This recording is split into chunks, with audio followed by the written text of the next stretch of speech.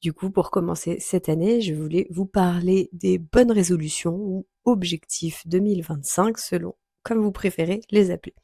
Personnellement, je préfère parler objectif plutôt que résolution, sans doute parce que derrière objectif, j'y mets vraiment une idée de temps, de réalisation possible. J'essaye de faire en sorte que mes objectifs soient ce qu'on appelle SMART dans le milieu professionnel. Donc j'essaye de faire en sorte de ne pas me fixer des objectifs inatteignables. Je fais en fonction de mes capacités, du temps libre que j'ai pour les accomplir. Et puis, j'essaye de pas me mettre non plus une pression, incroyable.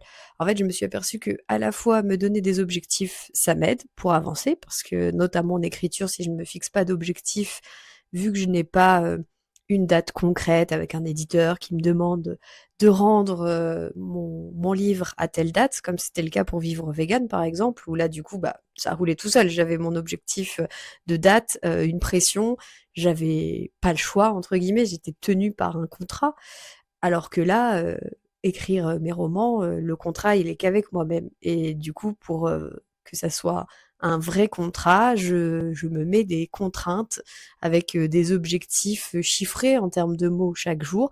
Un petit objectif parce que, j'écris doucement, il y a des soirs où, j'ai du mal, je n'écris pas forcément le week-end.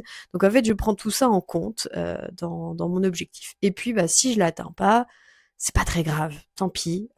Dans tous les cas, je me suis aperçue que j'arrivais quand même à, tenir mon délai. Par exemple, si, je me suis fixée là de terminer, Fiona pour le mois d'avril, il y a quand même de fortes chances que j'y arrive, même si, par exemple, il y a je sais pas, ce mois-ci, je vais avoir du mal à écrire. Je vais peut-être prendre un peu de retard, mais je sais que, psychologiquement, en février ou en mars, je vais me donner un petit coup de boost, pour atteindre, ma date limite et ne pas la dépasser.